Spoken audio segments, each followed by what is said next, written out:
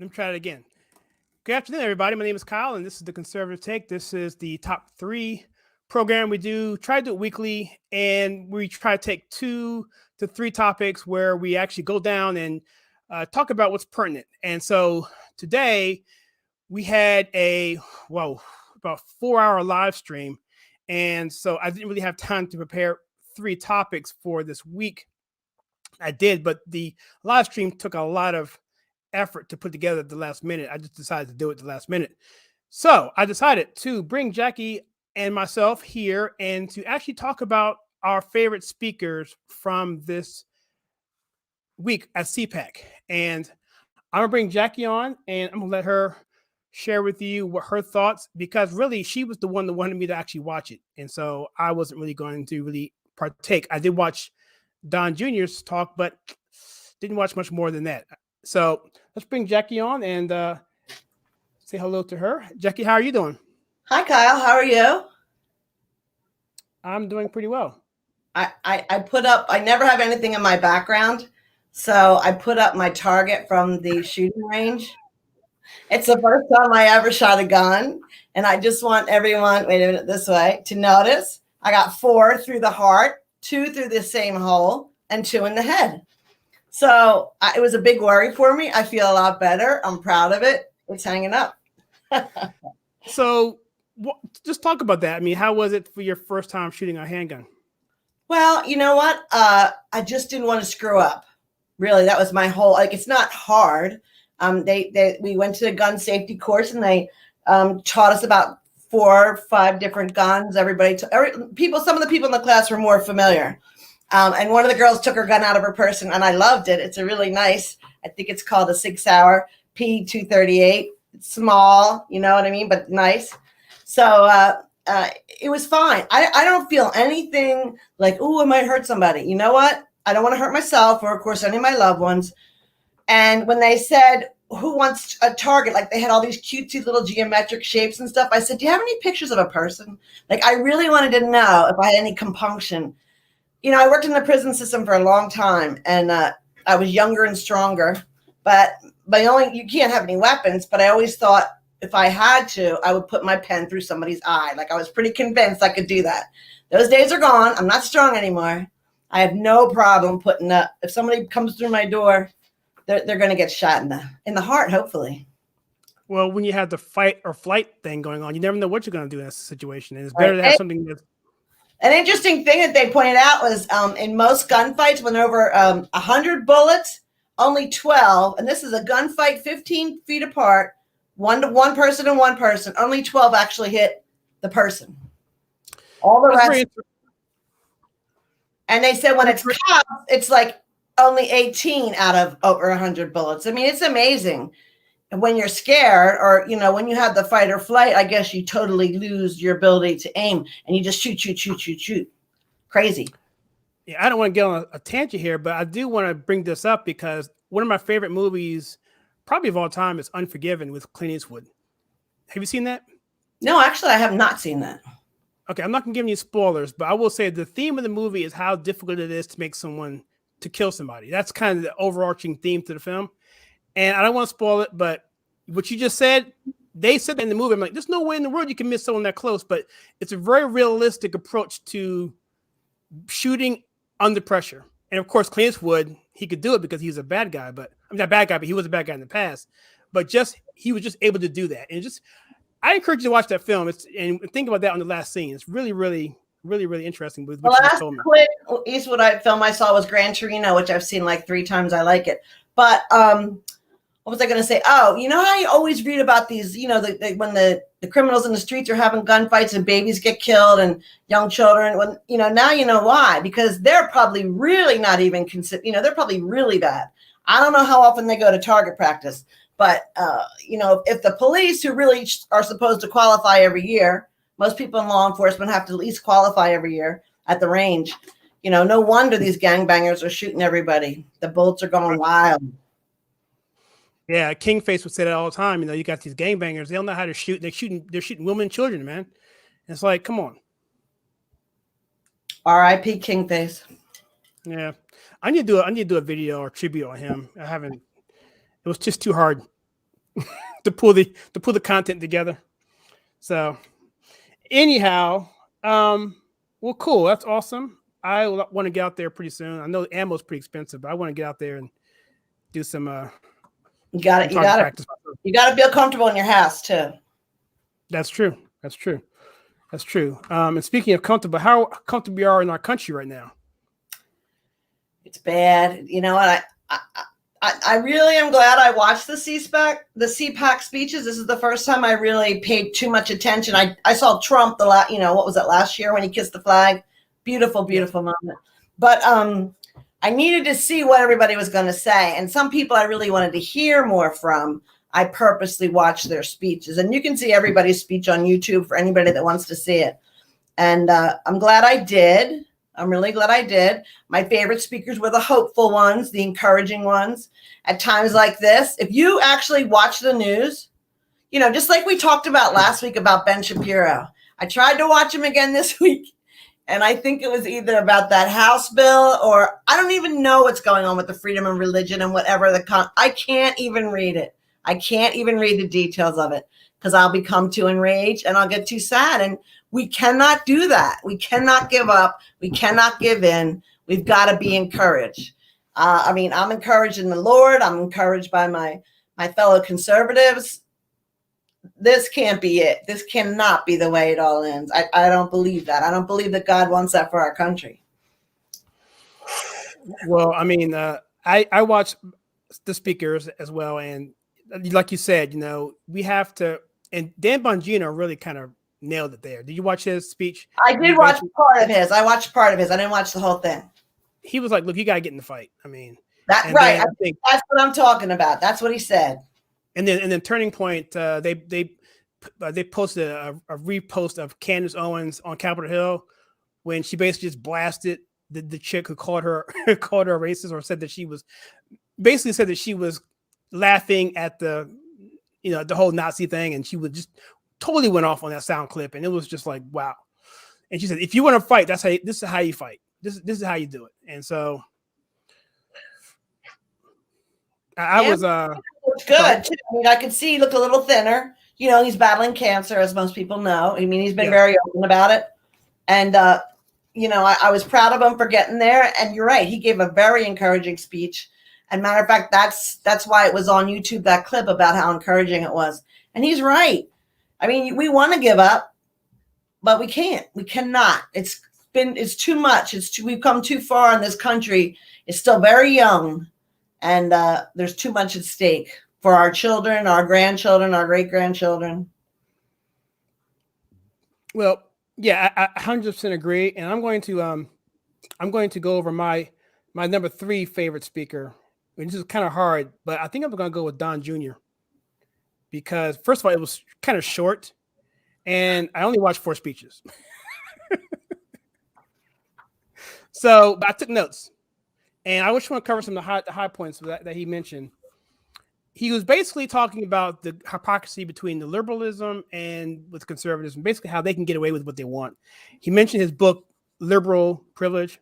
Mm-hmm. And then he talked about all the predictions that they talked about before, prior to the election, that people thought weren't going to happen, where Biden was going to be a moderate, that he was going to not cut down on the pipelines, that he was going to be tough on Russia, where he's done the exact opposite. He's actually cut the pipelines, other than the Russian pipeline, and that he has become a total leftist, or at least he's been instructed by the leftists in his party to do whatever they tell him to do. And that the $1 billion, I thought this was interesting, the $1 billion investment in Hunter really paid off for China. What do you think about that? Well, a couple things. I'm even more concerned about China having access to our power grid. But actually, I've been thinking about this situation. I guess it was Biden in Texas, where honestly, he just looked so bad. He looked like one of my patients in the nursing home that couldn't find their way back to their room. And and I was thinking, like, what in the hell is going on? And a couple things that I thought of before. I used to think that maybe the Dems promised Jill Biden, they wouldn't prosecute Hunter if she let them use Joe. But you know what I think now? First of all, think about this. Joe Biden must be a bad person because neither his son nor his wife will stop him from being a laughingstock of the entire world. Not Hunter and not Jill. Like, really, what kind of a husband and a father do you have to be where they're so eager and greedy? Now, I really think Jill pushed this. She seems to be soaking up being first lady. And maybe those 8 years when she was watching Michelle, she was like, it should be me. It should be me. Because I couldn't figure out why she would allow her husband to be a laughingstock like this. And we already know about Hunter, and he has no shame. You know, the good son, Bo, that died, maybe he would have stopped it. But having that son and the wife that he has, they have no intention. They want it all. And yes, Hunter, and if you notice, even Jen Psaki a couple weeks ago said Hunter's working on divesting himself from his Chinese involvement. So he's still connected to China. Who's Jen And Psaki? a lot of people that he's put in the White House as advisors or the ones he's proposing for his cabinet have ties to the Chinese Communist Party. I mean, it's scary. It's really scary. Yeah, we touched on that a little bit last week. Who is Jen Psaki? Jen Psaki is the new 1/16th Kayleigh McEnany. She thinks she's the, there's no way they will ever replace Kayleigh, but she's the current House Speaker. I mean, House Press Speaker. Yeah. She does his press briefings, which shockingly, Joe hasn't shown up at any of them yet. I wonder why. Well, typically, I mean, he doesn't really show up. The president doesn't typically do that. Our boy did. Well, Trump, yeah. Well, Trump is a nominee. Yeah, he did what he wanted to do. But typically, they don't do that. No, they don't. Because they kept. Well, you know why they did it? Because they wanted to hear it right out of his mouth instead of them trying to twist the words out of Kayleigh. So. But let me ask you about Don, because actually I didn't watch Don and I really didn't want to. I don't dislike him. I just don't find him to be an engaging speaker. I feel like he's really garrulous and bombastic. I mean, I follow him on Telegram and stuff, but I feel like the same old rhetoric from our side, we already know how bad they are, don't we? I mean, do you think we all know? Let me ask you. Do you think? I think Rush Limbaugh knew. Rush tried to warn us for 30 years. Rush tried to warn us for 30 years how bad these people were, and I didn't really believe him, quite frankly, until about 2 years ago. I mean, really believe him. I mean, I thought, because he was consistently saying that these people are just what they are. I'll let that record stand for itself. And I was like, there's no way they can be that bad. But he would say, because every time we win an election, a 2-year election, the Tea Party would come in. He said, we can't relax because these people are not going to go away. They're going to double down on everything. And that's what happened. So I think, to answer your question, I think people are getting there. I think people on the left, moderate left, are getting there. I think it's going to take a little bit more, maybe gas intervention. Right, but nobody from the moderate left is going to listen to Don Jr. So no, but I think, first of all, the price of gas, it's up to 75 cents. But things like this, people in the moderate left that have friends that are out of work, people in the moderate left, as kids don't go back to school because the teachers union have a stranglehold.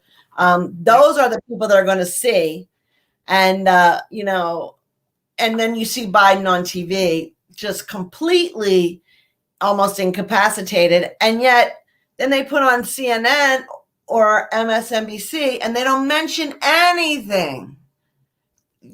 A reasonable person can't look at these things with their own eyes and not say, uh-oh. I mean, a lot of people, somebody was talking today about, remember when Trump said I could shoot somebody in the middle of Fifth Avenue and they'd still vote for me, and people got really angry with him? Yeah, I watched it. Yeah. Right. Some writer, maybe the New York Times, said, I don't care if Joe Biden cuts babies up into little pieces and eats them. I'm voting for him rather than Donald Trump. So people like that, they're never going to have any sense.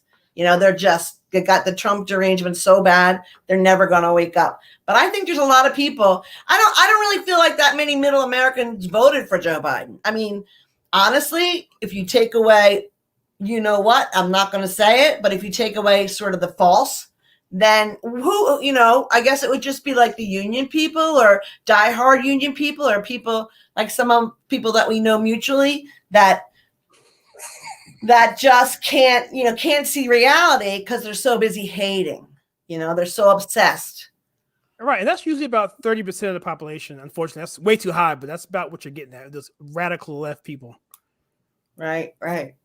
Well, the radical left is now so far left. But anyway, so I'll tell you my third favorite speaker. It's a toss between Matt Gaetz and Josh Hawley. I would have to say Josh Hawley probably wins a little bit more because Matt was sort of like how Don Jr. is, a little bit of a huckster, although he was in his home state in Florida with his people, and he certainly has plenty to brag about. But it was just like sort of like the same old stuff that we hear all the time. Whereas I felt like Josh Hawley was more from the heart. He talked about his book. He talked a lot about, the censorship, and he had a book about to come out, and the publisher last minute said, "Nuh-uh." When he stood up and said he wanted to contest the election, his publisher pulled his book. And he's from the Midwest. He's from Missouri. Just a regular good guy. And I liked his speech, but I liked Max as well. So, and then where were they from again? Matt Gaetz. I don't know if I'm saying his name right. It's Gaetz. He's from Florida. Do you remember? Because he had a poignant moment about his son. They were accusing him of being a white supremacist. Yeah, he was good. Yes. He was good. And Josh Hawley is from Missouri, I believe, and he's one that contested. He's one of the senators that stood up and contested the election at the very beginning. He was the first one, I believe, to stand up and say, "I'm contesting it." Yeah, there are a few patriots out there here and there that were, they were just overpowered by, the swamp and by inactivity by judges, Supreme Courts. Yeah, that's amazing. And I'll get to Trump's speech because he's obviously my number one. But I would say, well, let me go back into Don a little bit more because he did talk about something that I want to mention real quickly here. He talked about and you mentioned this too. I think you mentioned gas prices and school. And in terms of people kind of having their light go off, say, hey, this isn't right, especially in light of everything that the media has been saying against Trump, to turn right around 30 days later, Biden doing the same thing, is the bombing of the Middle East. And he mentioned that in his speech. I'm like, we're like 34 days before he did that. Unbelievable. Yeah. I mean, and look, I'm all for the military, and I'm all for, It's not about the military. It's not about the military. Defending the commander in chief when he, in this case, he makes a decision. 99% of the time, I'm like, I'm for it. But and we put them in office for a reason, and we have to basically say, well, that's why they're there, whatever. But in this case, I'm like, what? For the first time, really in my life, I'm not backing a military action by the president. Even with Obama, I was like, well, I mean, he's the president. Maybe he knows, but I don't know. But this is just to me, it's just an obvious slap in the face for what we had going on. We had peace treaty going on there. And I understand Syria. Sorry, go ahead. No, I understand. Sorry. I understand the France involved, Russia's involved. I understand that all these different countries are involved, Iraq, Turkey, and all that stuff. And I know that no one really knows who the good guys are, who the bad guys are. But at the same time, the optics are horrible. And I think there should have been a better explanation by the president of why he did that. But it was mainly because of what happened with Iran. No, I don't believe that at all. I believe that this is John Kerry and Barack Obama's legacy plan. They always wanted to tip out Assad out of that spot as a leadership. And also, I mean, oil could be involved now that we don't have our Keystone pipeline. I don't know, but I don't believe it had anything to do with. And by the way, do you think that Joe Biden even knows that we did it? This has nothing to do. Like, Joe Biden did not partake in this decision one bit.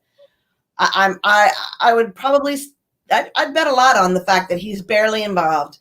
And I do believe, Somebody showed a picture. Greg Kelly showed a picture on Newsmax of a gentleman was in the Obama White House the whole time, and his name is Frank something. I'm going to look it up. And he feels that he's the one behind the scenes running all the show because, Obama can't pick up the phone and call the White House and say, do this, but he can pick up the phone and call that guy. And don't forget, John Kerry was 100% on board with doing things in Syria.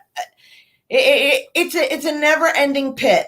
I mean, really, the one thing that even progressives like Tim Pool say, Trump is the only president that in his lifetime that tried to get us out of war. It's a never ending. We're going to be in the Middle East. You know what? I just saw a meme and said, if you were born when we went into Afghanistan, the people in the service in the Middle East now weren't even born when W went into Afghanistan. That's how long that war's been going on. That's crazy. Yeah, we have 18-year-olds now that are 9/11 was 2001. Can you imagine? You know what, though? You remind me of something. I had to change my whole ranking because I didn't really have our leader as number one, but I also forgot the whole reason why I started watching the CPAC speeches was Ron DeSantis. Everybody was talking about his speech. Did you happen to catch any? I did not watch his speech. Can you just talk about that? Because you obviously watched it. And he's the front runner now behind. You didn't watch it? I didn't know. I watched it. I said, I'm in love. I'm in love with Ron DeSantis. Everything that comes out of his mouth. See, he's a lot like Trump in his ideals and his preferences and his feelings about America. But he went to Harvard and he was a JAG lawyer. So everything that people, they call Trump like he acts like he's from Queens and, he's abrasive. Ron DeSantis, they can't say the same thing about him. He has a really good education. He's an educated man. And I think that a DeSantis Trump ticket, other than the crazy lefties, I think he would get more votes, even more votes. Wow. I didn't know with the Harvard. Oh, yeah. DeSantis' speech was all about our agenda, about big tech. Now, a couple other governors, I think, are falling into place. Matter of fact, I read Oklahoma just passed a law saying they don't have to abide by any of Biden's laws if they don't want to. And I think, no, I'm not kidding you. They did. And so did, I want to say either North or South Dakota, another state. They're already they're rushing. Their legislature must be basically red, and they're rushing to make laws saying their state does not have to follow what that ding dong in the White House says. But Ron DeSantis was really good. I forgot to say him. That's what got me starting watching the speeches. And it's funny that about Ron DeSantis, that was such a close election. I mean, can you imagine if Gilliam had won that? I mean, gosh, that would have been. Well, that whole meth bust with the dude might have happened at the Florida governor's quarters instead of that Motel 6 then, right? Yeah, it was going to happen. It's going to come out eventually. Right. So I guess for him, he came out at a good time for him.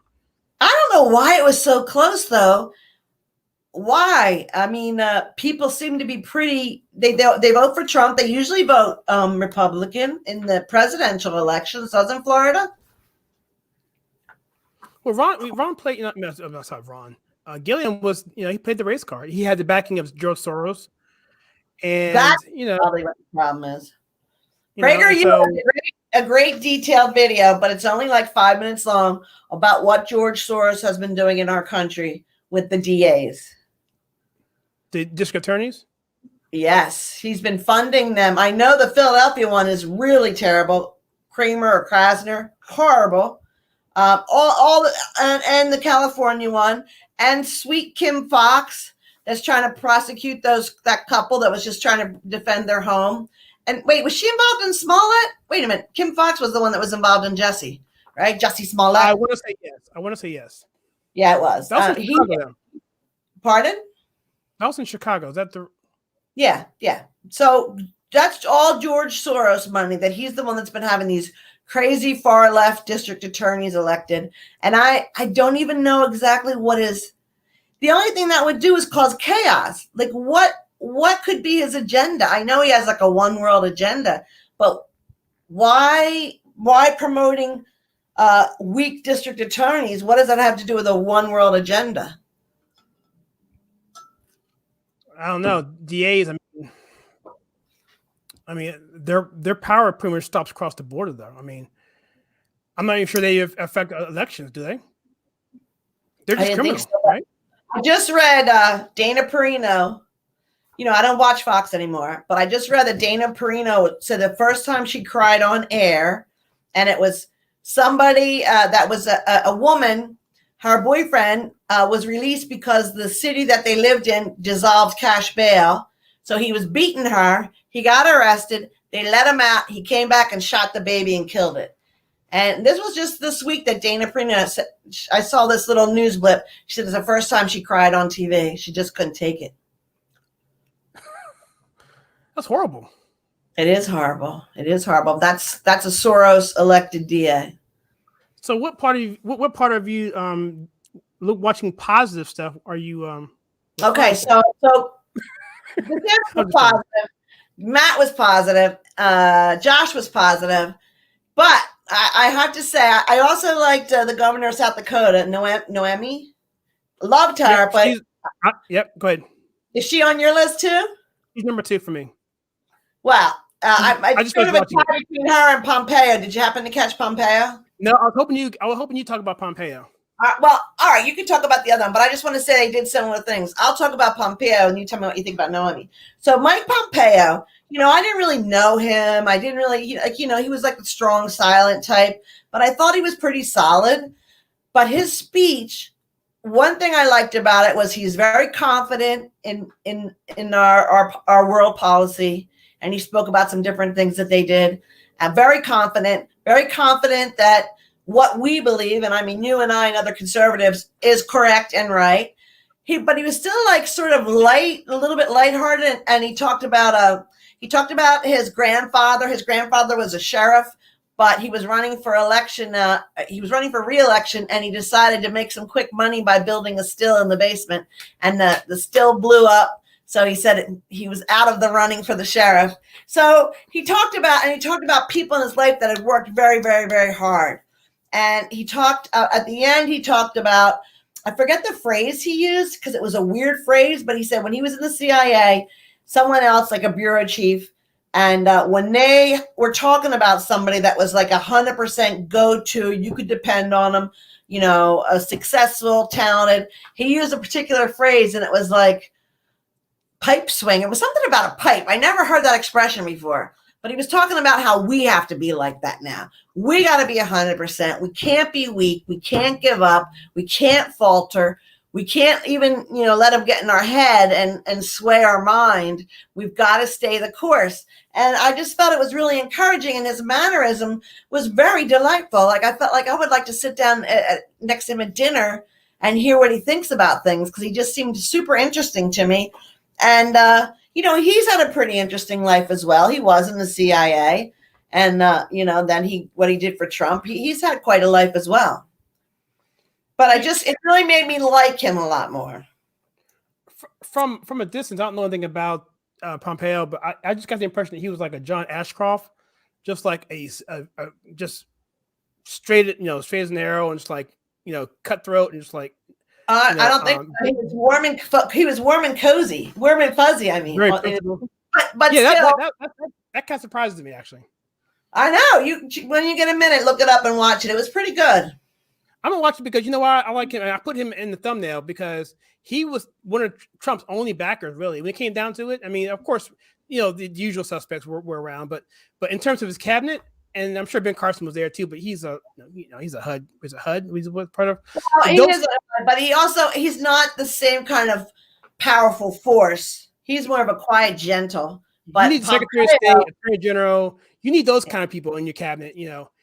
And so he was the guy who was there for him, and I really respect it, especially when you saw his tweets on like Twitter, and on I guess it was Twitter. Yeah. And he was very, very, very positive towards the president, and seemed very loyal. So I don't think that Mike Pompeo is a disloyal guy. And in the swamp, there's probably not that many people that you can count on. Yeah, that's the thing that I really don't like is the disloyalty. And I know some people are probably compromised, you can probably say Mitch McConnell, with his interests, and he may have been forced to say what he said after the fact, and even maybe Nikki Haley, whatever, who knows what they have in these people. But for them to turn around and then to say the things they did, just to me was just like, come on, guys, seriously. So, and by the way, did Nikki Haley? You said you mentioned to me that Nikki Haley spoke, or you say Haley spoke? No, somebody mentioned that she was at CPAC. I didn't see anybody interview her. I didn't see. I'm sure she's persona non grata right now because of what she said about Trump. And I did hear before that she had asked Trump to have a meeting, and he said no, thank you. And whatever happened to no comment? Never happened to no comment, really. I mean, come on, man. So anyway, so is it Noam? Is that how you pronounce her name? Governor of I don't know. Is there an I on the end or not? It's just Noem, I believe. Then it's Noam, yeah. Yeah, and her speech is about 20 minutes long. It's twice as long as Don Jr. And the theme of her speech, I took notes on this.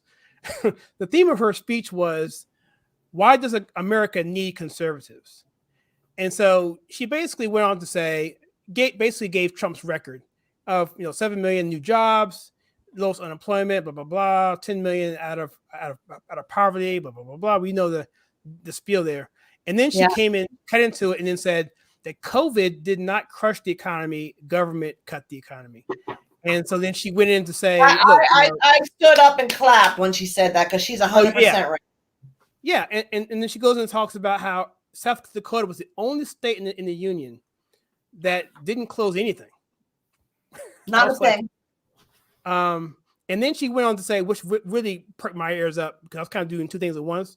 She mentioned that as conservatives, we must know who these people are, kind of like we mentioned before, like kind of what Rush Limbaugh has been telling us for 20, 30 years. Look, these guys, don't underestimate them. No matter how bad you beat them in this election, you need to always double down your efforts, because they're going to come back stronger. And she said, essentially, she said that. Then she also said that we must know our history so we can combat their misinformation.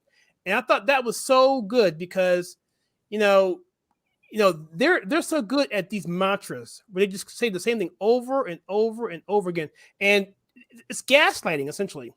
It's like, after all, like, well, is the sky orange? Maybe the sky is orange. You know what I'm saying? It's like a psychological thing. It's like mental abuse. Gaslighting. Actually 5 now we've been gaslighted, and it's so crazy because they're guilty of everything that they accuse us of, everything. But I just read another study about when you hear the same thought every day, all day, pretty soon you start to believe it. Now, that wouldn't be you or I, but even Tim Pool said historically Democrats are low information voters.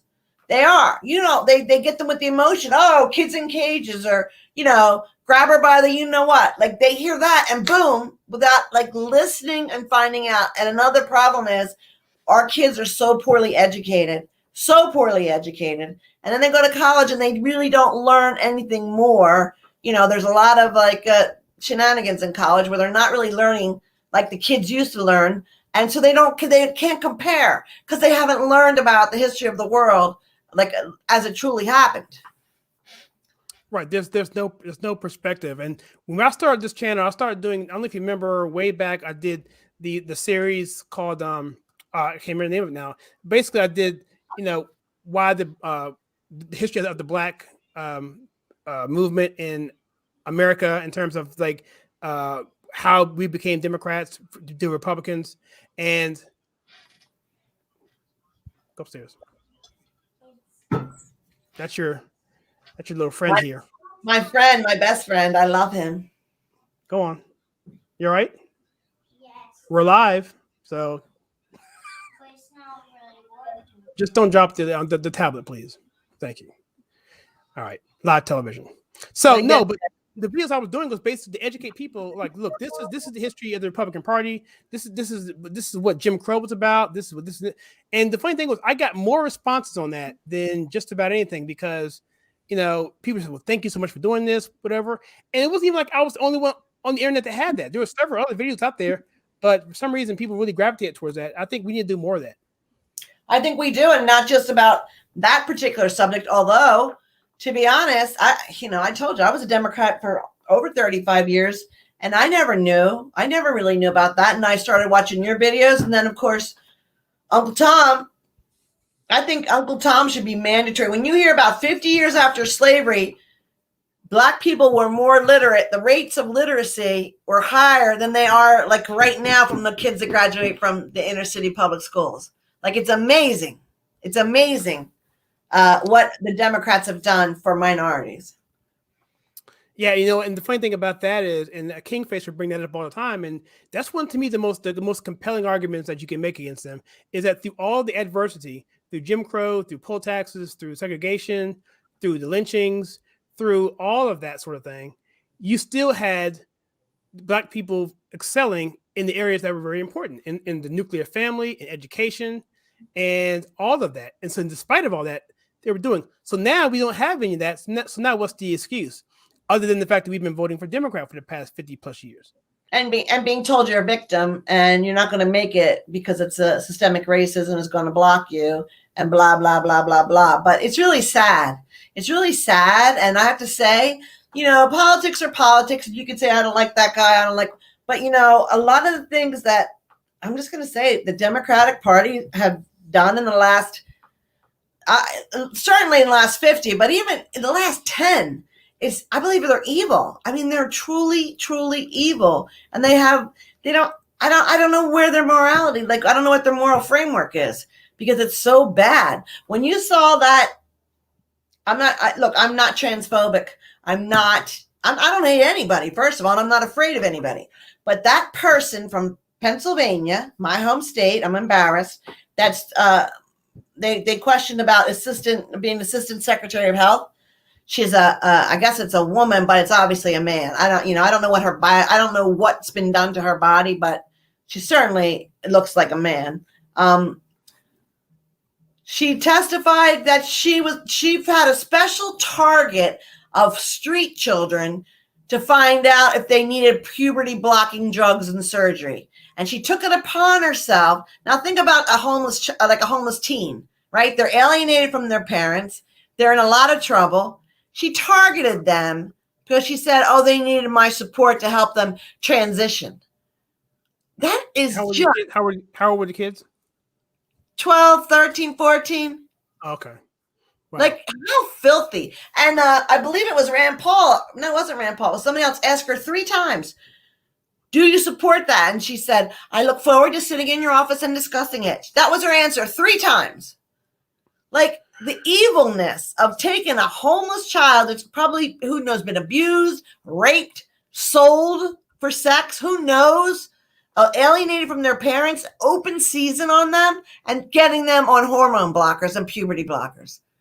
It's a sickness. It's a pattern too, victimization, where they take people who are less than them in terms of economical, social, or whatever they perceive them to be, and then try to exploit them for their own personal gain. And that is something that I've seen a lot of, and I think it's something that needs to be addressed because it's an epidemic inside the Democrat or liberal mentality. It's sickening. It's like what Dinesh D'Souza says. It's the paradigm that you work, I eat. You know, like we talked about last week, where it's like a feudal system where I'm the monarch. I'm in behind my gated castle. You guys, you serfs, go out there, or peasants, whatever you are. You do your work. Bring me your 80% of your, and then I benefit from that.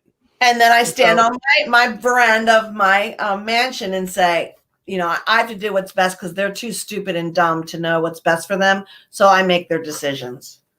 And you can almost put that same right there, that same paradigm, and put it across the board, and you'll see the same thing across everything. And even with liberals, how they look at a lot of Black people. There's that video out there that says how white liberals see Black people, and that it's been viral for several years now, where they go on the street and ask people, so we think about this, and say, yeah, well, Black people can't have cell phones. They probably can't read, or it's just Black people don't have ID. They don't know where the DMV is. That was a great movie. There was a great video done by Avi Horowitz about that. And he went around and asked all these Black people, do you know where the DMV is? Do you have ID? I mean, it was ludicrous. Yeah, I mean, black people. Look, trust me.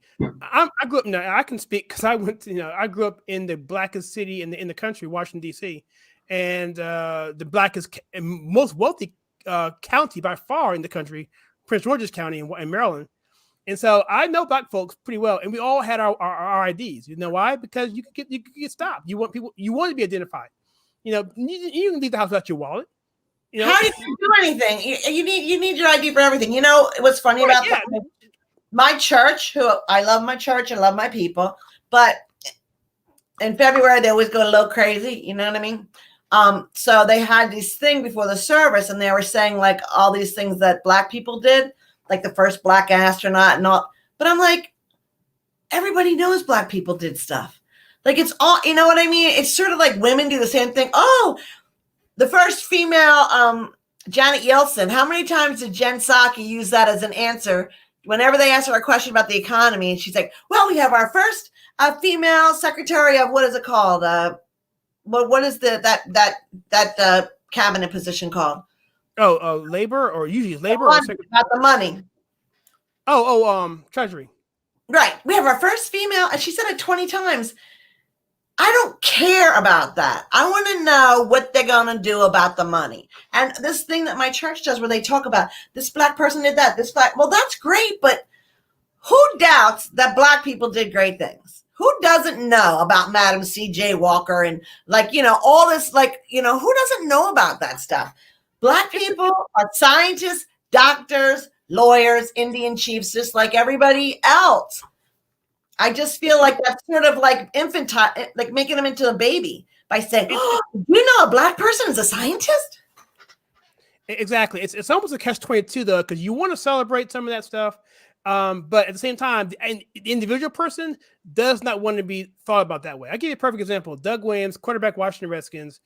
If you go back and look at his right after he won the Super Bowl, they interviewed him and said, what do you think about being the black first quarterback? He said, "No, I wouldn't be known as the first. I won't be known as the quarterback of the Washington Redskins to win the Super Bowl." Because it's we celebrate him and his accomplishments, but him personally, no one wants to be demeaned. Like, okay, well, you got afforded this because of your skin color.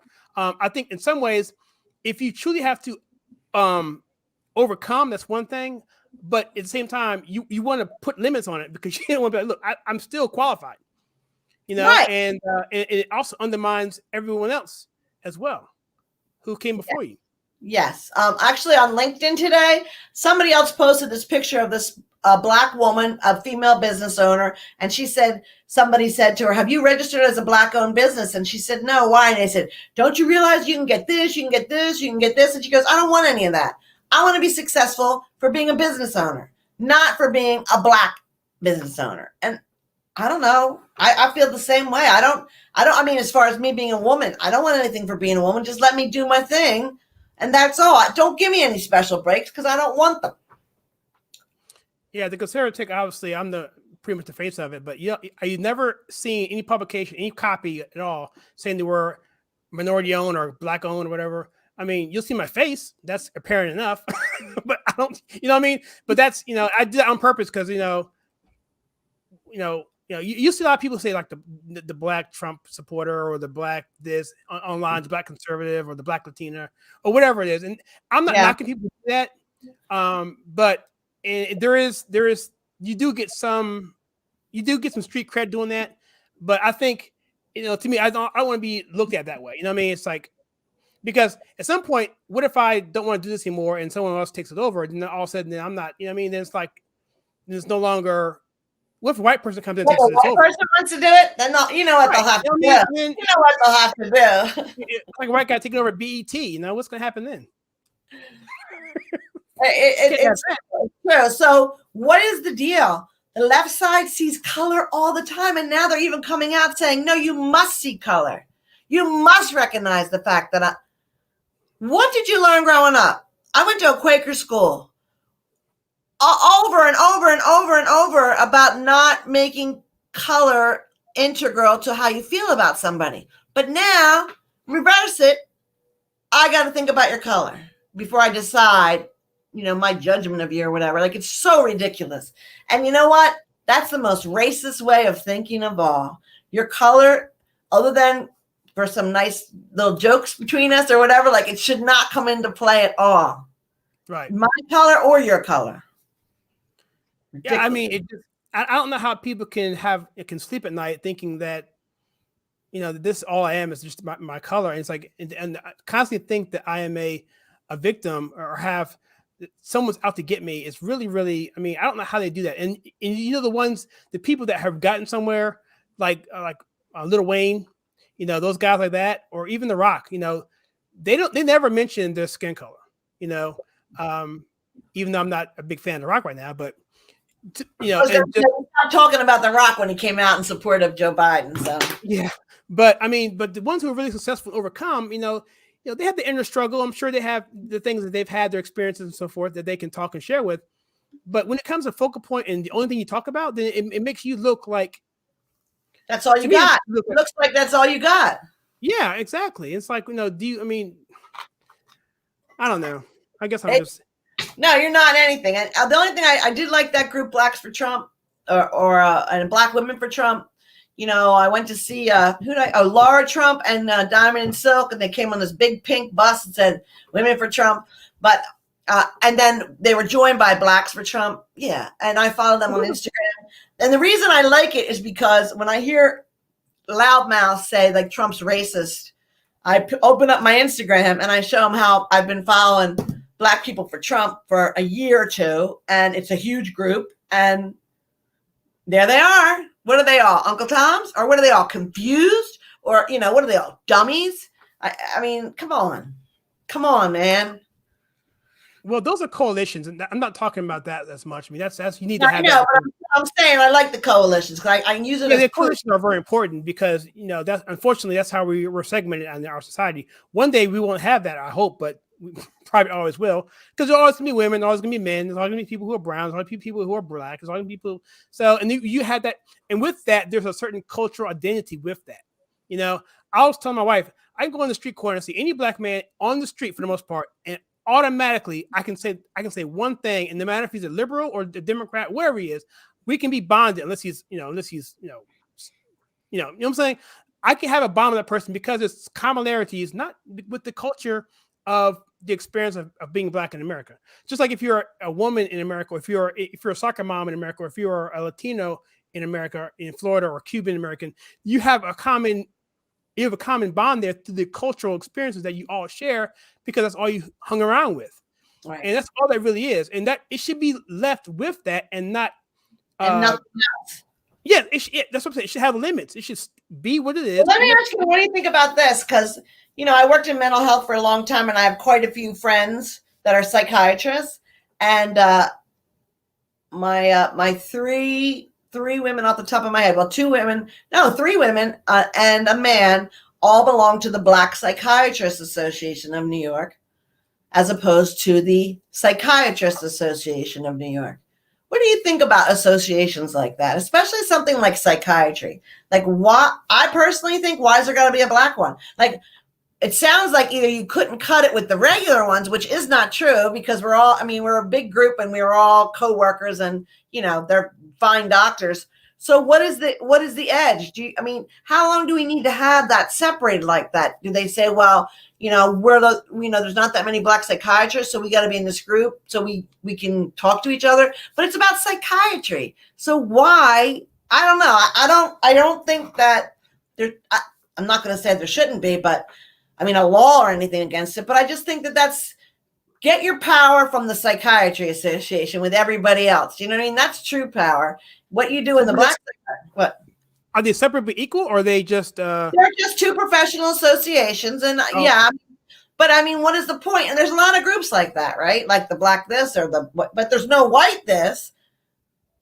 Yeah, I don't have a good answer for that, because we argued with it. I went to a black university, and we went, and so it's almost like I'm a hypocrite in saying this, but black fraternities and black sororities, and we took the position that if you are, and this is one of my liberal days, so I haven't really thought about this position in a while, so I'm not saying I still believe this, but I still might, is that being black on a black fraternity on a white campus seems to make more sense than a black fraternity on a black campus, because when we saw black fraternities on the black campus, they were very much a separate apart of everyone else. It was not about, well, we're bonding together because the man's about to get us, because we're in this super white, campus and we're trying to bond together because of whatever experiences. But on the black campus, like, look, dude, we're all black. What, you know what I'm saying? Are you better than me now? So, and so, because I wasn't part of a fraternity or anything, but so there's that to it too. But I guess it comes into the motive of why each individual group does that. Now, it would be a case by case thing. If there's a special thing that black people have that's related to psychiatry, if it's over propensity towards a certain element in our culture, then maybe then it might make sense. But I suspect that has nothing to do with that. It just has to do with convenience. You're my boy, I'm your boy. Let's get together, let's do whatever. Or from a historical standpoint, because let's just face it, racism does exist, and maybe it spawns from back in the day when people were totally ignorant. So I think at some point we should reevaluate where we are now and see why are we doing what we're doing. Is it still relevant for today?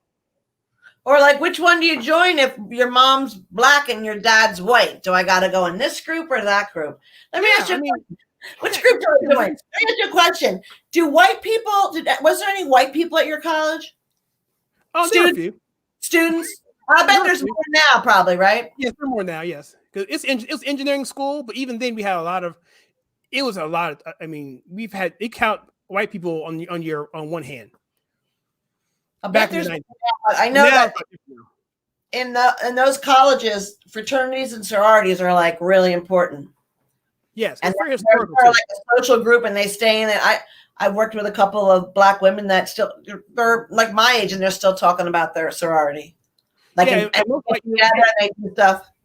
And white sororities and fraternities don't do that as much. Yeah. I mean, if you're a Mega Psi Phi, or if you're a Gamma, or if you're a Delta, or if you're a Sigma, or if you're AKA, you're that for life.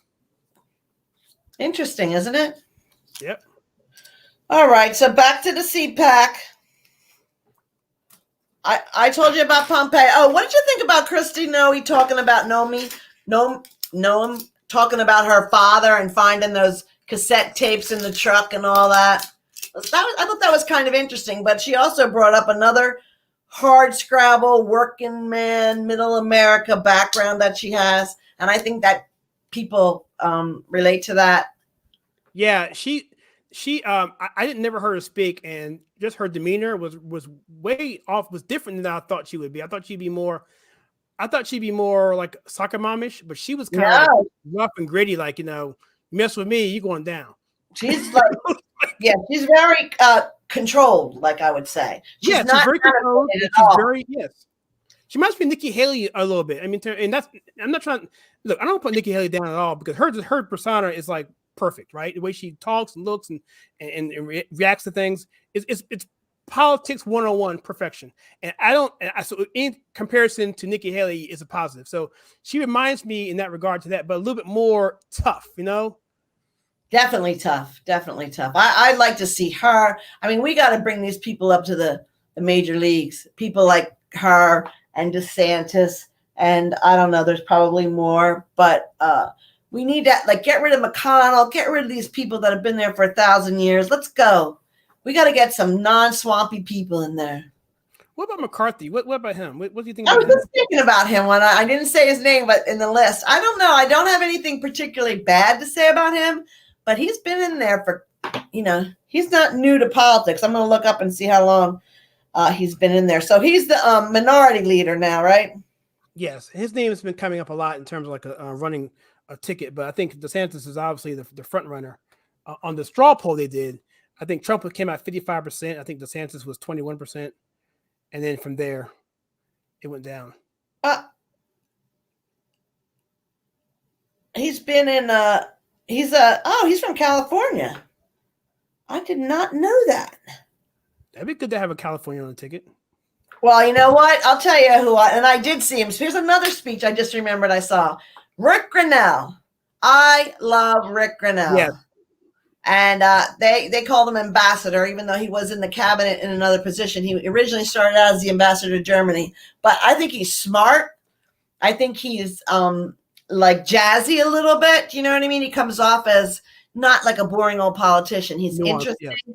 And the way he speaks is I don't know. I think he could. I think he could get a crowd behind him, get people behind him. And he's very down to earth, but yet he's polished. I like Rick Grinnell a lot, and I did hear him speak, but he spoke very. He didn't. You know, he did a short speech. You remember what he talked about? Mostly about he does have. Remember, I told you he had this what I think is a genius idea, which he said what we learned from the pandemic is all these bureaus and departments in Washington D.C. don't need to be in there. We could put some people in Nebraska, put some people in Kentucky, and that would break the swamp up. He came up with that idea, and you know what? That is a heck of an idea. Yeah, take them out of D.C. Get everybody out of D.C. because I'm sure everybody worked remotely. So apparently it'll work, but you'll miss all the cocktail parties and all the schmoozing and all the shenanigans that create the swamp. You want to work in the Department of Interior? Good news. The Home Office is going to Missouri. Pack it up. Break it all up. If we broke it all up, first it'd be so much cheaper too. Yeah. So much cheaper. So that's like Ma Bell back in the 80s. And about big tech censorship, I believe. Yeah, the theme of the convention was, I think it had to do with cancel culture. We don't have to cancel culture, but that was kind of to go against the big tech and the notion that if you say something against anything that they don't like, they're gonna come down and come after you. And what do you think about Poland? Poland and another country are coming out. Like I think the fine in Poland is $2.2 million. If you censor, that's the fine that tech's going to get if they censor free speech.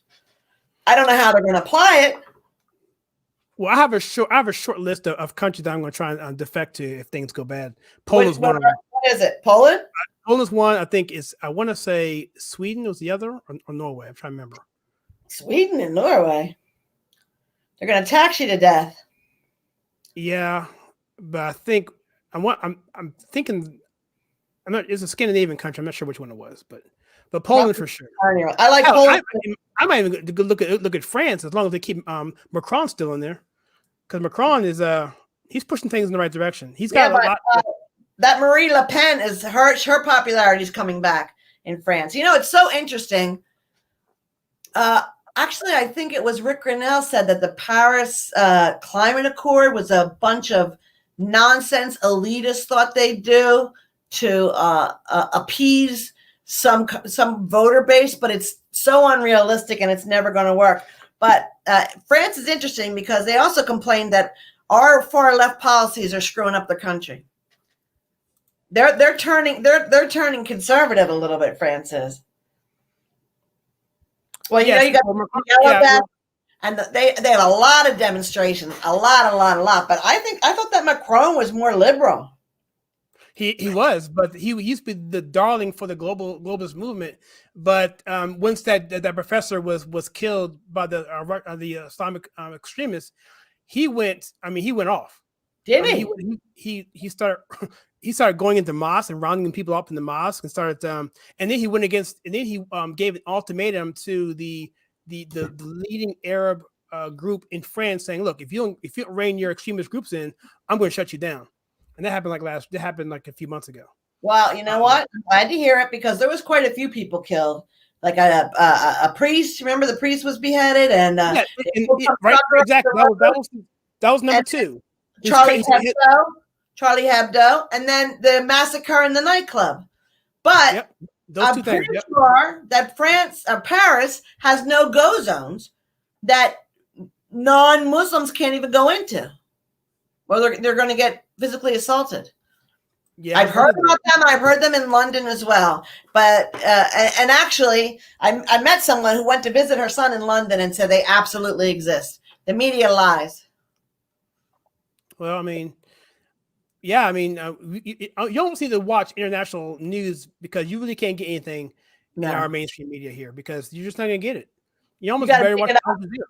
You got to dig it up. So, Deborah posted this. She said, I have a friend who's Black conservative in local politics who was in the Black Republicans group, really okay. And I felt really good for our friend. I know culturally and family friendships difficulty they face. Yeah, being a Black Republican is not easy. I was going to say that I understand. Yeah, it's not for faint of heart. Yeah. Yeah, like I said, each one should be on a case by case basis, right? I mean, Yeah. I think and like I said, some things are historical because like NAACP, Yeah. obviously that was there for because back during some segregation, Jim Crow, is it still viable today though? That'd be my question. I don't know. I read somewhere, maybe it wasn't in Uncle Tom, but the first president of the NAACP was a white man. Did you know that? I believe that's correct. Yes. Yeah. Well, all those land grant universities like Howard University, North Carolina A&T University, Grambling University, those were set aside. Howard University is named after a white guy. He was a general of the Civil War. He fought at Gettysburg. He wasn't a very good general, but he was a general. But he was a big abolitionist, and so he left out and he started a college. I mean, wait a minute. He was a general for the North or the South? For the North. Oh, okay. North, yeah. He fought at Gettysburg. And he fought at Antietam. Don't give me. And yeah, I'm pretty sure. Maybe I think so. Anyway, it doesn't matter. Yeah, but my point is that these. I'm sure these students don't know. That there's universities try to tear down a statue, not wait to hear like who he really was. Get the statue out of here because he was in the Civil War. Like the guy, you saw the movie Lincoln, the guy played by the biggest abolitionist in the history of the world. They took a statue down. The guy who's responsible for the 13th Amendment going through. Right to vote. Yeah. Well, because they have no idea. They don't know history. That's why. I forget the guy's name. He played. Oh gosh, I'm on the spot, but yeah, that guy. I mean, he's a fiery abolitionist. I mean, But yeah, so I mean, so you want to talk about our number one guy, or who's your number one? I'll go first since it's your show, and then you say what you think. So let me just say, I was waiting all day for it. Actually, I've been waiting since they announced it. I miss him a lot. I really, really miss him. Just having his thoughts.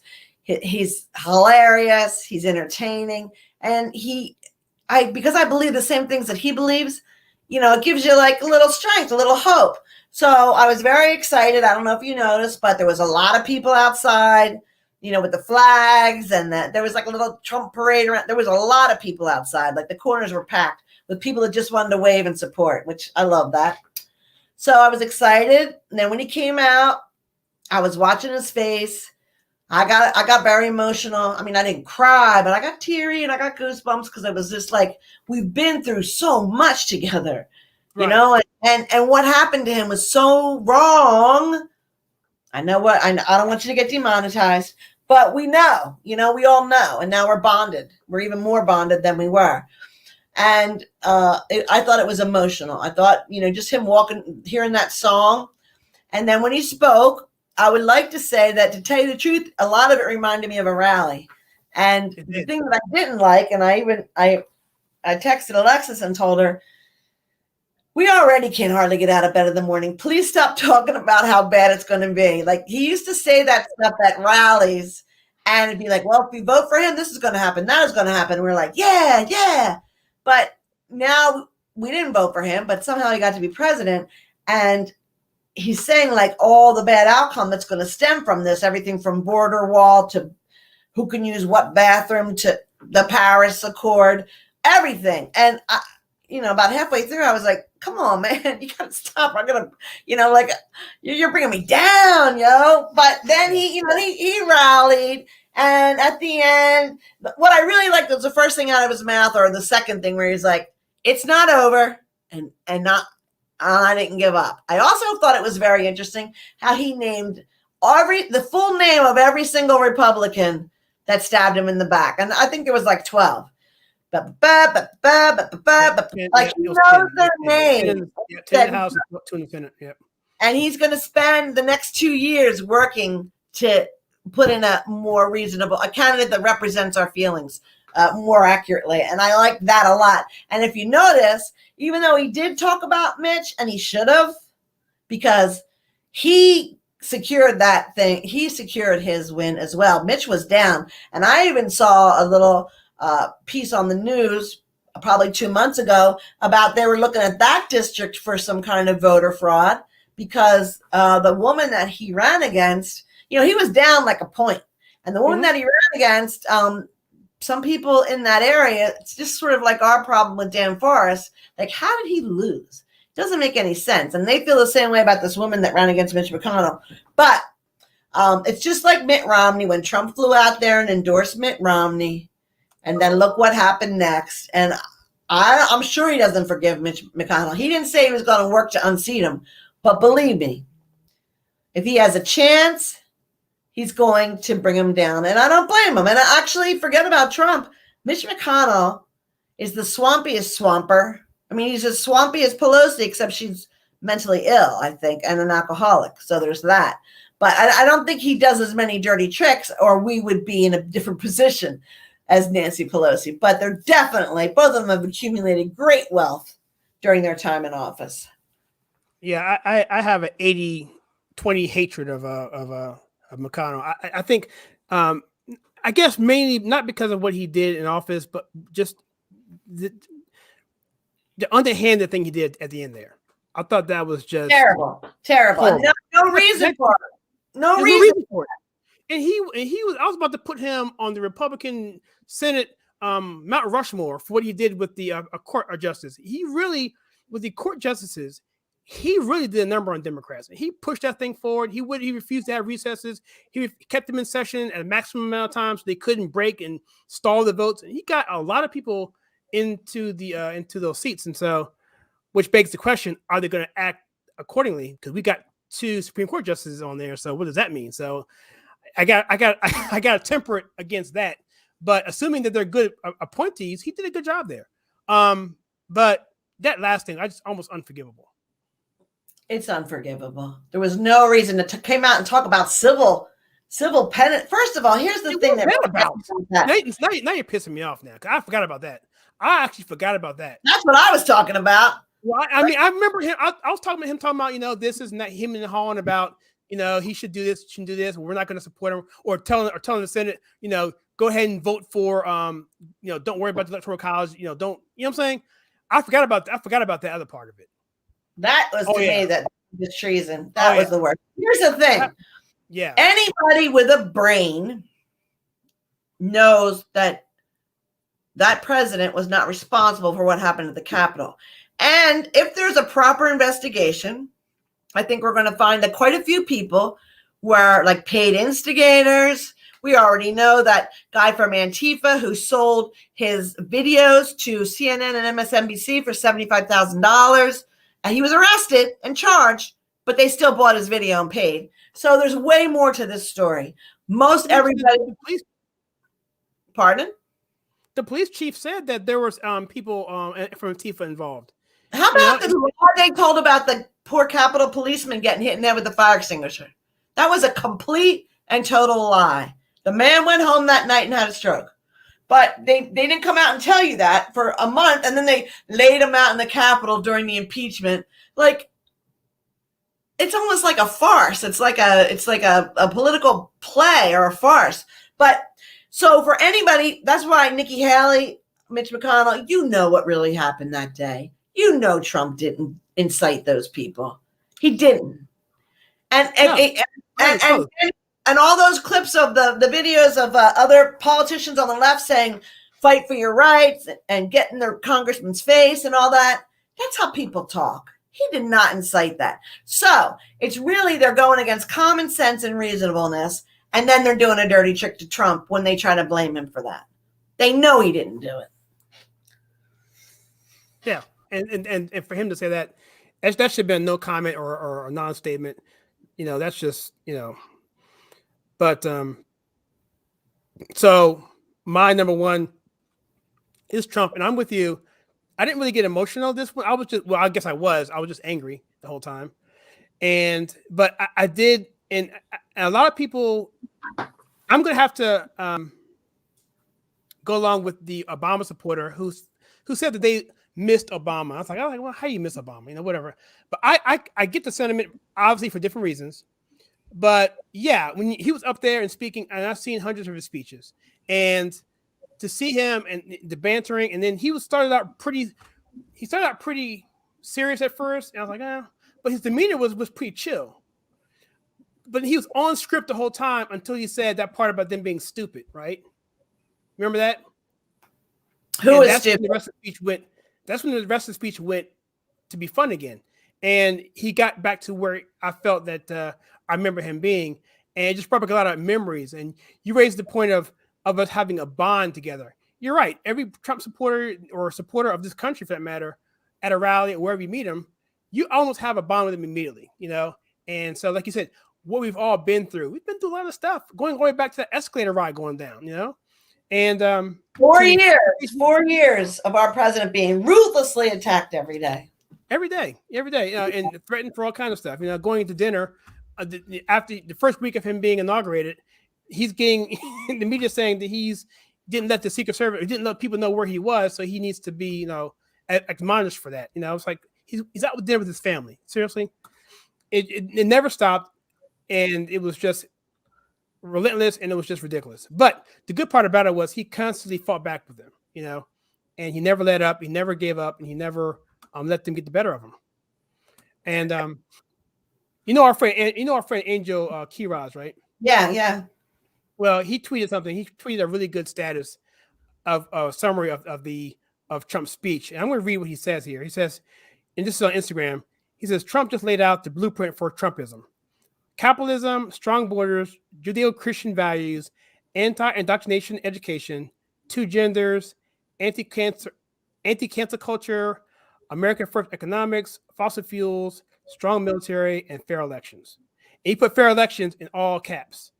And you have to have fair elections. We have to get it done. I don't know what there's so much to me in 4 years, but without fair elections, we might as well shut it down now. You might as well just cancel. I might as well just delete my account and just, you know, you know what I mean? What's the point? You know, but book I bought this week. This is Sidney Powell's book. This is the first book she wrote about when she was a federal prosecutor and how rotten that whole thing is. So I got this book. I kind of regret not getting an audio, but I also ordered, you know, the man she works with that didn't vote for Trump, but details exactly what happened on November 3rd. His name is Pat Bryan, I think. So he has a book on Amazon, but you can only order audio, which I downloaded it. And Amazon, actually, I think they might have kicked it off. They might have kicked it off after I bought it. Would you have the MP3 at least? I can listen to it. I have it on my Kindle. You can listen to it on. You have a Kindle? You can borrow. You can loan it out. Yeah, I will. You can loan it. You can do this loan. Yeah, when you finish, you can do a loan feature.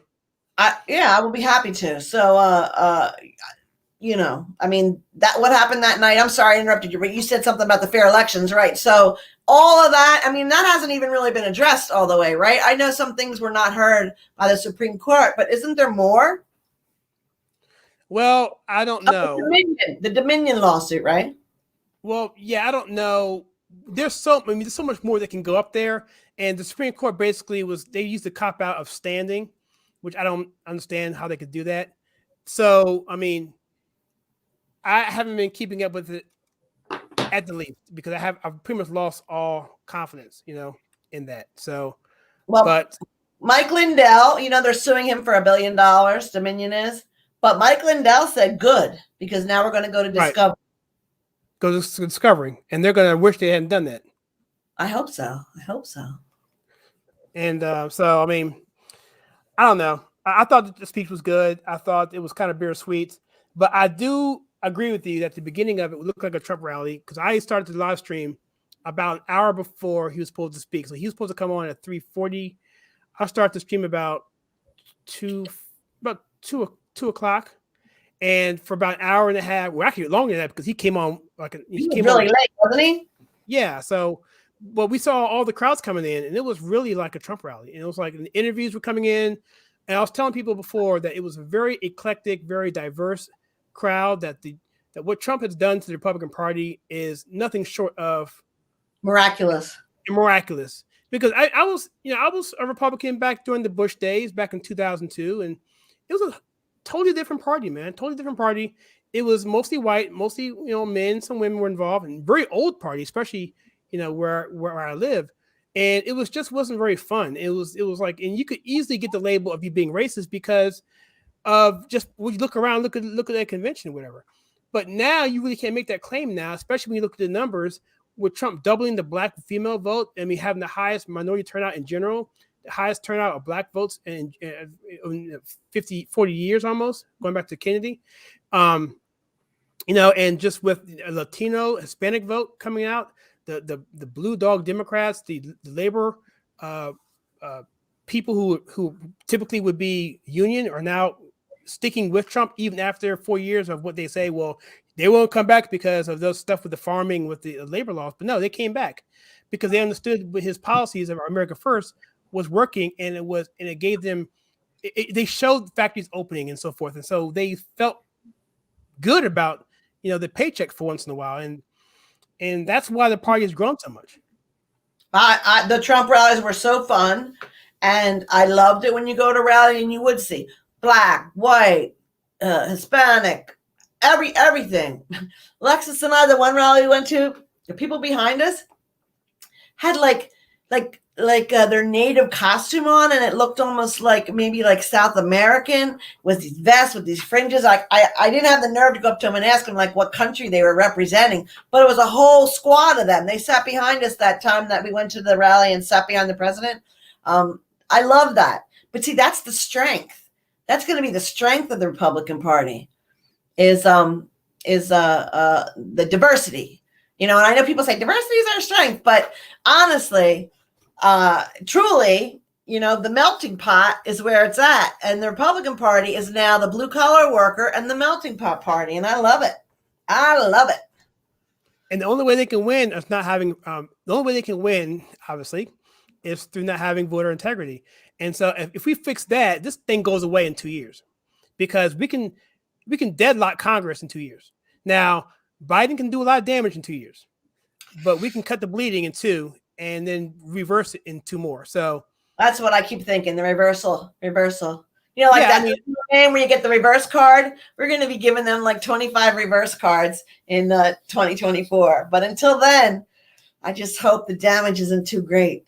Yeah, and that's when I was seeing in your chair election night. Those of you watching the live stream, in your chair, and that's one of the reasons why I was so depressed. Wasn't because I lost the election. The Washington Redskins lost to the Los Angeles Raiders on my birthday in a blowout. We were supposed to win that game. That was probably the worst day of my life up to that point.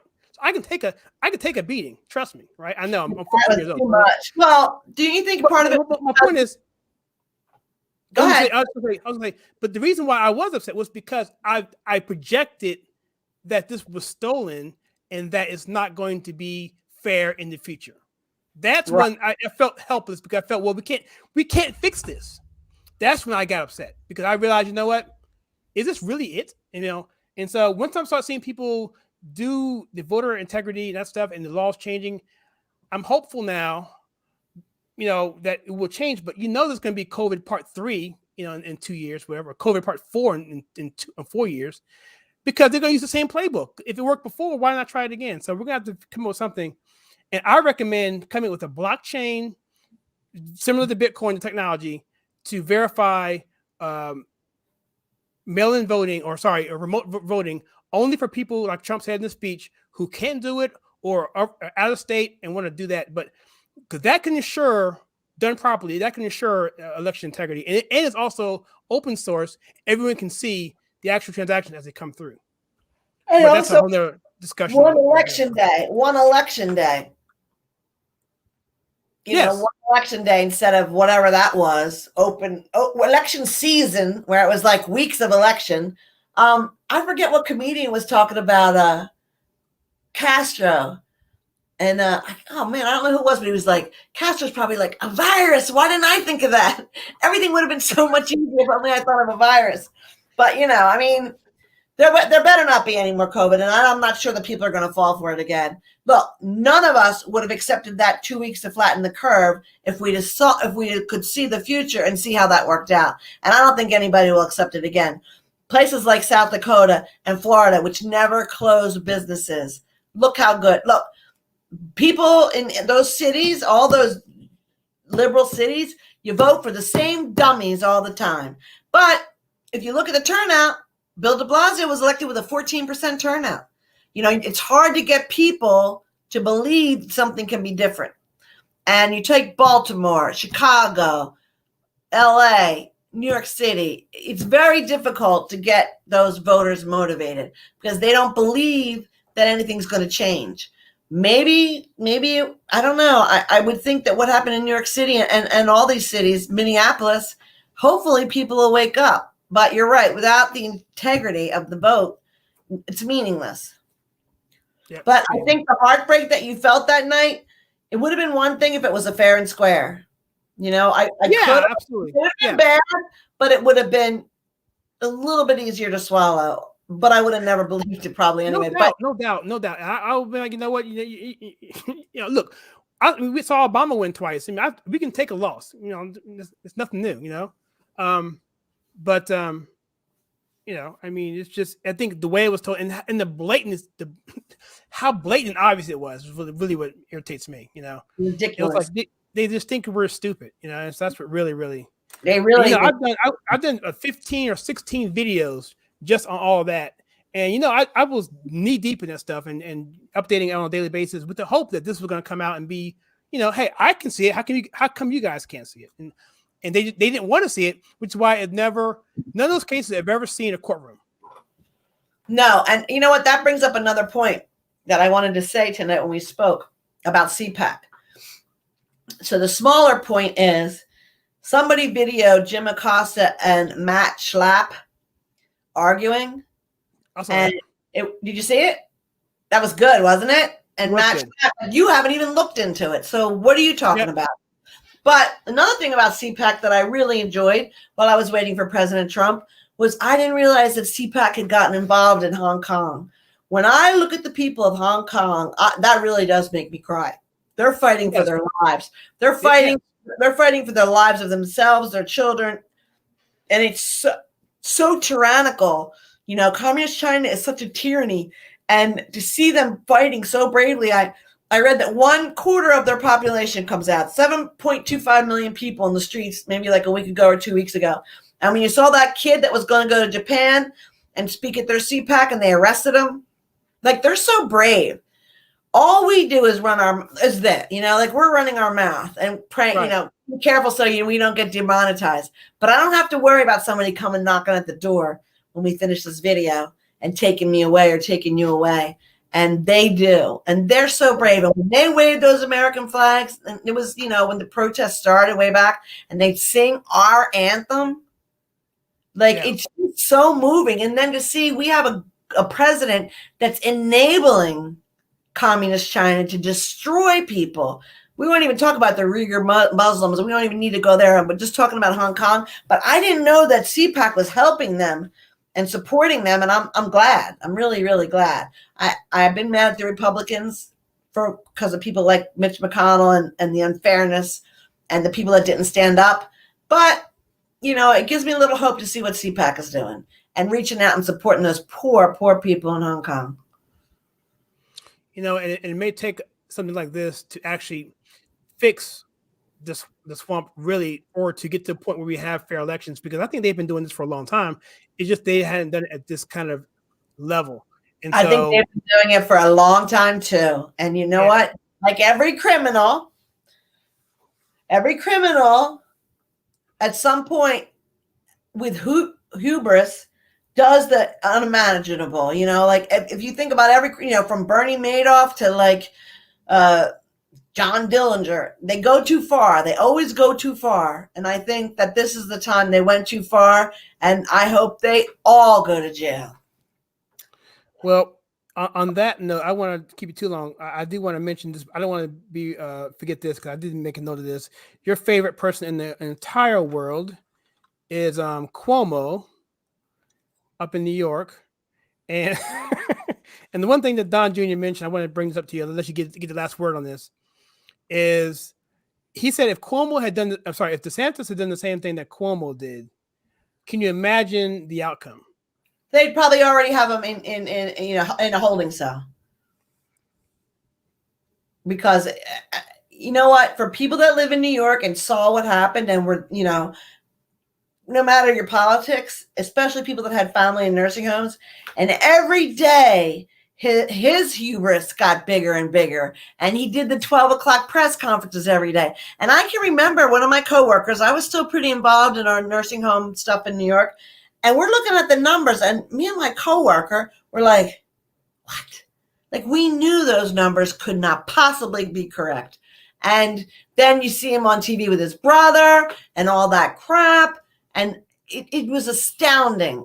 It was astounding. And just the jokes and the fooling around, and people were dying, you know, it was so heartbreaking. So to me, burn it down. I feel like burn it to the ground. Let him go. I got nothing for him. Absolutely nothing. He's sickening. He makes me sick. I know I give you last word. I would like to give a little shout out to your viewer, Debbie, because I love the comments. I like to see the comments, especially live. Yeah, I don't know if I think she's been on here before, many times before, but I've only done a live stream.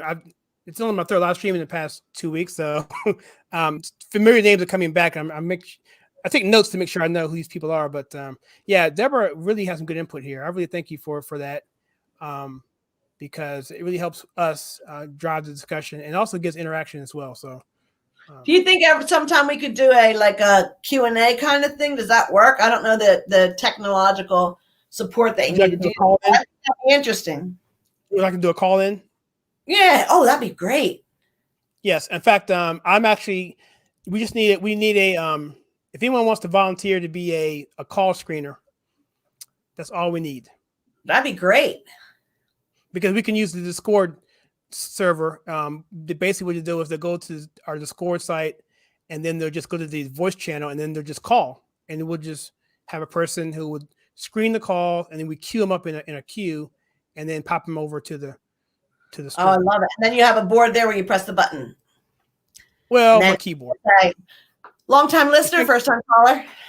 If I can get my wife to invest in a oh, you know what? She'd be good at that. Well, and she'd be good at screening the calls, though, because, you know, nothing would get past her, I don't think. That would be good, actually. He could be Snurgly. Snurgly? Poor Snurgly. All right, friend. Thanks. This was great. You know what? It's kind of therapeutic to do this every Sunday night or, you know, every other. It makes you feel a little bit better. Yeah, if you can do it, it's great. If not, I'll probably continue on if I can think of it. But no, you know what? Anytime I can have an opportunity to give my opinion on anything, I'm at the front of the line. So anytime, pal. Well, let me put this on the screen here, Deborah here, so you can have this, and then we'll just end it on this comment. She says here, pandemics, pray for the global class action lawsuits against PCR tests. Good, Deborah. I didn't know there was a class action, but they should be suing them because people's lives were ruined because of those fake ass tests. Sorry. Yeah, both Snurley. Thank you for that text. It's awesome. All right. Well, good night. That's going to be it. I'm going to close here. You may cut you off now? Or you want to just stay on? Cut me out. Bye, everybody. Thank you. Bye. All right. So thank you again for coming to the Top 3 show. That was Jackie, and we did this last week as well. It went pretty well. And we're going to work on getting some call-ins if you guys are interested in doing that. If you are, send me a link. And if you're interested in helping out there as well, we could use your help. And if you want to join this channel or subscribe, just go to the links below in the description and jump on there. And if you want to support the channel, you can click the join button and find out how to do that. And as always, I really appreciate everyone coming out. It really is humbling that people would spend an hour and a half, hang out with us, to hear us banter back and forth. But I think the country is important enough for me to do it. And quite frankly, if no one ever came on, I'd probably still do it because I think, for me, if nothing else, it helps me to identify my own thoughts and to help to put that out there when I talk to someone on the street. So anyway, as always, thank you so much. And I will see you guys next time. Let me find the outro here, and then I will check you guys out. Bye.